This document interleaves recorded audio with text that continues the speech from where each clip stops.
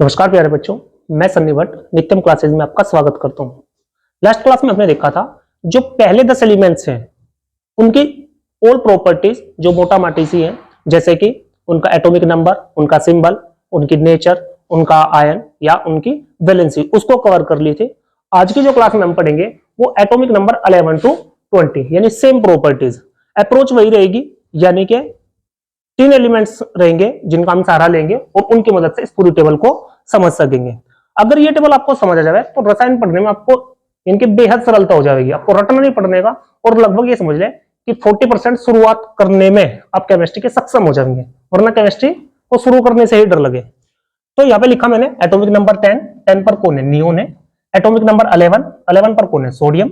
Atomic number 12 magnesium, 13 aluminium, 14 silicon, 15 phosphorus, 16 sulphur, 17 chlorine, 18 organ, 19 potassium, 20 calcium. इनके symbol लिख दे रहा भाई मैं। नियोन, नियोन का सिंबल लास्ट क्लास में बताए थे Ne। सोडियम, सोडियम का सिंबल Na। बचपन का क्वेश्चन है, कई बार पूछ ले लोग कि भाई सोडियम का सिंबल S क्यों नहीं है या SO क्यों नहीं है, Na क्यों है? तो इसका जवाब होगा कि सोडियम जो एलिमेंट्स है इसका लैटिन भाषा का जो नेम है वो नेट्रियम है, और उस लैटिन भाषा के नेम यानी नेट्रियम के कारण क्या होगा? इसका सिंबल Na होगा। तो यहां से आप इसका जवाब निकाल सकेंगे। मैग्नीशियम का सिंबल Mg, एल्यूमिनियम का Al, silicon Si, phosphorus P, sulphur S, chlorine Cl, organ Ar, potassium K और कैल्शियम Ca। तो ये क्या है? इनके सिंबल है। अब अगर हमें वैलेंसी निकालनी हो तो मैंने आपसे बताया था कि हमारे एटॉमिक नंबर 2 वाला यानी हीलियम, एटॉमिक नंबर 10 वाला यानी नियोन, मैं बॉक्स में बंद कर दे रहा भाई, और एटॉमिक नंबर 18 यानी ऑर्गन। ये हमारे पास क्या है? इनर्ट गैसेज है।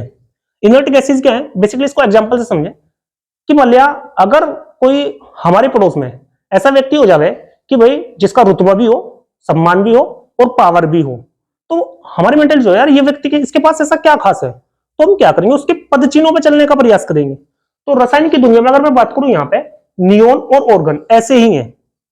यहां पे इनको यानी कि अपने जीवन में कोई इच्छा नहीं है, ना इन्हें पैसा चाहिए, ना इन्हें रुतबा चाहिए, ना इन्हें सम्मान चाहिए। ये जैसे भी हैं अपने दिनचर्या में खुश है।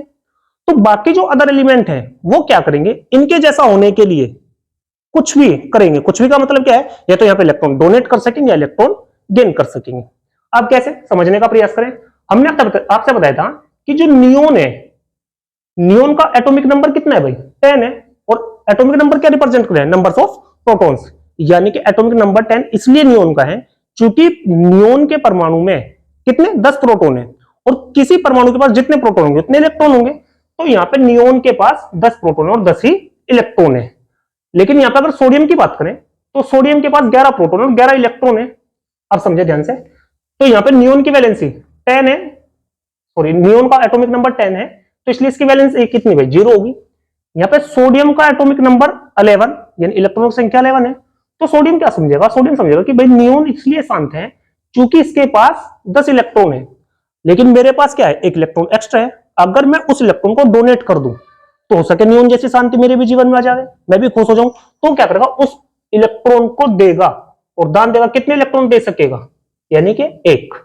सरल शब्दों में कहूं कि सोडियम को नियोन जैसा होने के लिए कितने इलेक्ट्रॉन देने पड़ेंगे? 1 देने पड़ेंगे, वो इसकी वैलेंसी है। सिमिलर मैग्नीशियम के पास 12 इलेक्ट्रॉन है, नियोन के पास 10 इलेक्ट्रॉन है। तो मैग्नीशियम ऐसा क्या करे कि नियोन जैसा हो जाए, नियोन के जितने उसके पास इलेक्ट्रॉन हो जाए, तो आप सीधा सा कहोगे सर 2 इलेक्ट्रॉन डोनेट कर देगा। सिमिलर एल्यूमिनियम की बात करें, एल्यूमिनियम यहाँ पे क्या करेगा? 3 इलेक्ट्रॉन दे देगा, तो एल्यूमिनियम की वैलेंसी कितनी हो जाएगी भाई? 3 हो जाएगी। अब सिलिकॉन, सिलिकॉन की बात करें तो सिलिकॉन यहां से देखो नियोन भी इतनी दूर बैठ रहा और यहां से ऑर्गन भी इतनी दूर बैठ रहा, यानी सिलिकॉन के पास या तो वो 4 इलेक्ट्रॉन दे सकेगा, अगर दिए तो नियोन जैसा हो जाएगा, और अगर 4 इलेक्ट्रॉन ले लिए तो ऑर्गन जैसा हो जाएगा। अब बात करें फास्फोरस की। फास्फोरस की बात करें अगर हम, तो नियोन से जाएगा तो नियोन दूरी पे हो जाएगा थोड़ा सा, और यहाँ पे ऑर्गन नजदीक हो जाएगा। तो फास्फोरस अब नियोन जैसा नहीं होने की कोशिश करने का, वो किसके जैसा बनेगा? वो ऑर्गन जैसा बनेगा। और ऑर्गन जैसा बनने के लिए क्या? फास्फोरस के पास 15 इलेक्ट्रॉन है, ऑर्गन के पास 18 इलेक्ट्रॉन है। तो फास्फोरस को कितने इलेक्ट्रॉन चाहिए कि ऑर्गन जैसा हो जाए? आप कहोगे सर 3, तो इसलिए फास्फोरस की वैलेंसी कितनी हो जाएगी भाई? 3 हो जाएगी। सिमिलर सल्फर के पास 16 इलेक्ट्रॉन है, ऑर्गन के पास 18 इलेक्ट्रॉन है, तो सल्फर को कितने इलेक्ट्रॉन चाहिए? आप कहोगे सर 2 चाहिए। क्लोरीन के पास 17 है, ऑर्गन के पास 18 है, तो कितने इलेक्ट्रॉन चाहिए भाई? 1। ऑर्गन, इसको किसी चीज की कोई इच्छा नहीं है, तो कितनी होगी भाई वैलेंसी इसकी? 0। पोटेशियम, पोटेशियम के पास 19 इलेक्ट्रॉन है, जबकि ऑर्गन के पास कितने हैं? 18 है, तो पोटेशियम क्या करेगा? 1 इलेक्ट्रॉन का डोनेट कर देगा। सिमिलर कैल्शियम के पास 20 है, ऑर्गन के पास 18 है, तो कैल्शियम को 2 इलेक्ट्रॉन डोनेट करने पड़ेंगे। आई होप आपको समझ आ गया होगा कि वैलेंसी कैसे निकलेगी, यानी कि बेस मान करके इस तरह से हम समझ सकेंगे वैलेंसी इनकी इस तरह से होगी। किसको बेस मान के?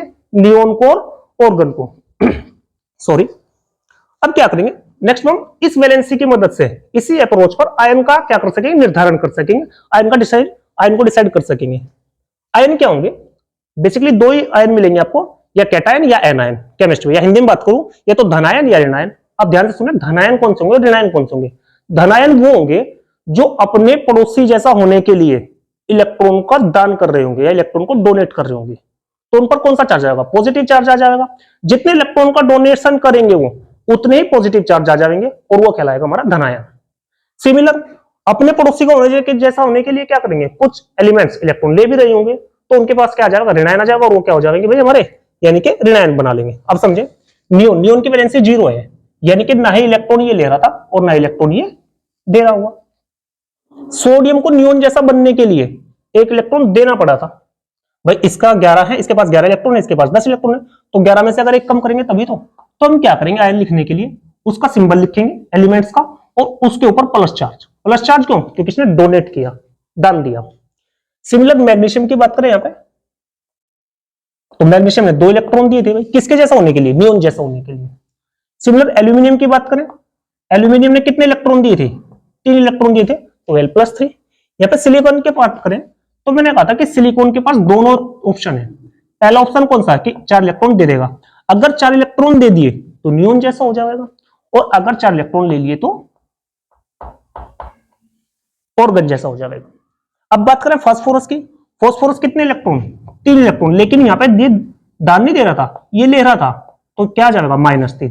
यानी जो डोनेट करेगा वो प्लस, और जो भाई गेन करेगा उस पर माइनस। जितने इलेक्ट्रॉन डोनेट करेगा उतने प्लस, और जितने इलेक्ट्रॉन गेन करेगा उस पर उतने माइनस।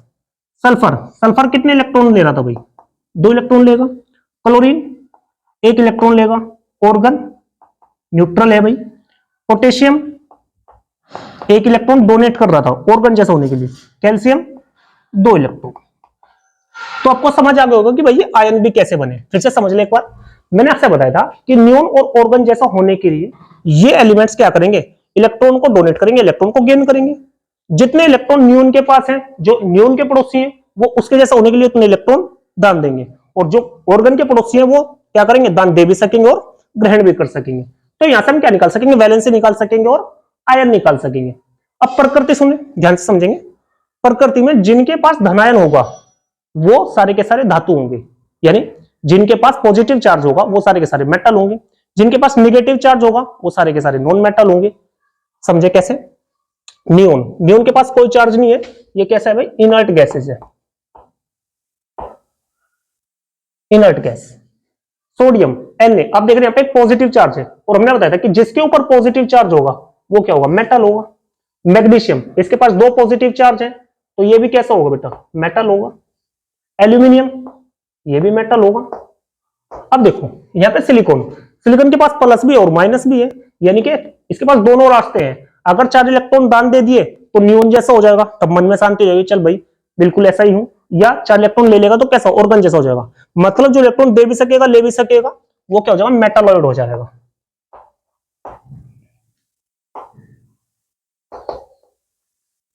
इसके बाद फास्फोरस, आप देख रहे हैं माइनस चार्ज है, तो माइनस चार्ज इसलिए क्या हो जाएगा भाई? नॉन मेटल हो जाएगा। सल्फर माइनस चार्ज है, तो क्या हो जाएगा भाई? नॉन मेटल हो जाएगा। सिमिलर क्लोरीन पर 1 माइनस चार्ज है, तो ये भी बेटा क्या होगा?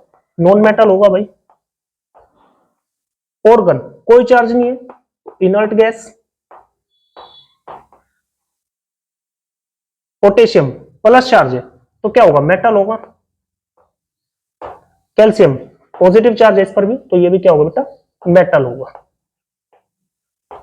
तो यहां से क्या होगा? अगर आपको ये टेबल बनानी आ गई अच्छे से, तो केमिस्ट्री की शुरुआत आप अच्छे से कर सकेंगे, और केमिस्ट्री को इतना इंटरेस्टेड बना सकेंगे कि आपको लगभग गारंटी दे सकूंगा मैं कि क्या होगा, आपको केमिस्ट्री समझने में या पढ़ने में आसान बन जाएगी और मजा भी आएगा, इंटरेस्ट आ जाएगा।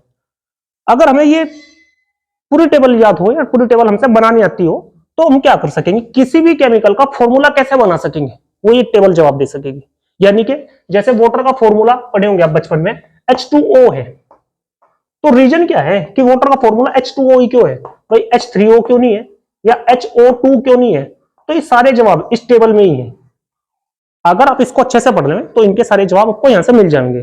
कैसे मिलेंगे वो मैं नेक्स्ट वीडियो जल्दी ही लेकर आऊंगा, और उस वीडियो में समझेंगे हम कि भाई कैसे एलिमेंट से हम किसी भी रासायनिक यौगिक का सूत्र का निर्धारण कर सकेंगे।